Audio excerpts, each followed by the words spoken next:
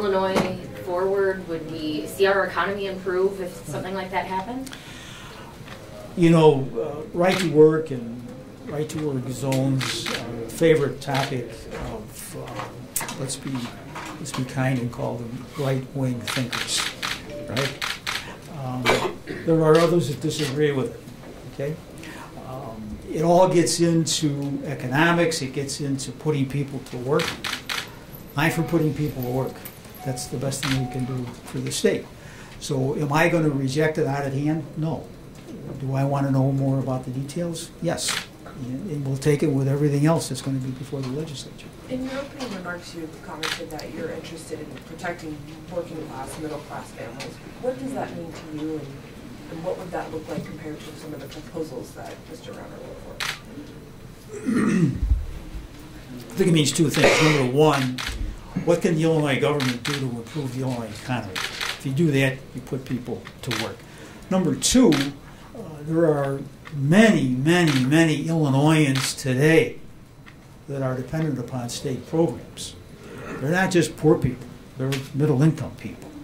And to the extent that you're reducing state spending, I think you have to ask the question, what's the impact on working middle class families, people that would like to work but they can't find a job, single people with a child, trying to balance the child against the job. These are all considerations that have to be taken into account when you start talking about reducing government spending. What about a minimum wage increase? You said you'd support a phase-in of a quarter over 7 years. It got laughed from Democratic members. Maybe we should have waved some flags when it said 7 years. I support increasing the minimum wage. I'm going to continue to support that. I'm going to continue to work on that in the legislature. Would it look like his proposal, or would it be? Well, I don't know what his proposal is, but I think we would implement some of it before 7 years. Speaker, how are you on the expansion of taxes on services? Are you in favor of, if the governor's talked about expanding the sales tax on services, saying we have an outdated tax system? What is your position on that? That's where you get to negotiations. That's where you get to the question, are there 60 people that will vote for more revenue for the state? Personally, I would be prepared to vote for a sales tax increase, for sales taxes or other taxes on services. It's all part of the negotiations. But I would say to the other side, if you want to find 60 votes in the House, there's a lot of people in the House that would like to vote for an extension of the income tax increase. That's just the reality. And again, we're back to the elimination of the budget deficits. In the current budget, and the next one, and the one after that. My judgment is to eliminate those deficits, you need some new revenue. So now you're at the negotiating table talking about taxes, what tax can you support, what tax do you not want to support.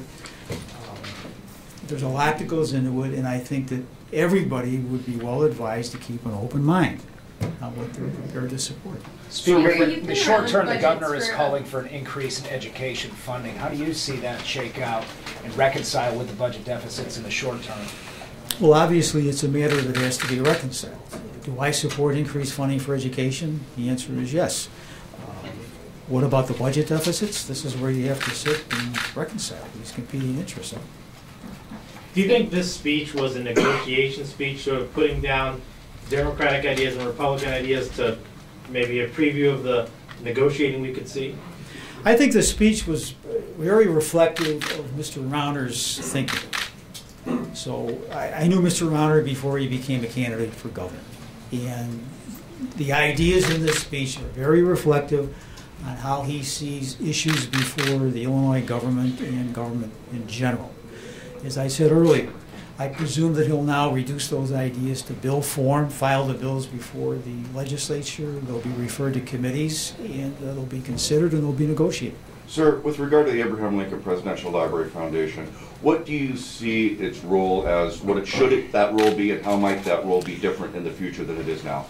It should be a decision of a duly constituted library board, appointed by the governor, confirmed by the Senate, when in place, would decide whether they want to have a foundation, and if they do, what would be its form, what would it do.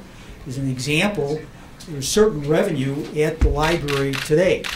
Well, today the... Okay. Thank you. Thank you.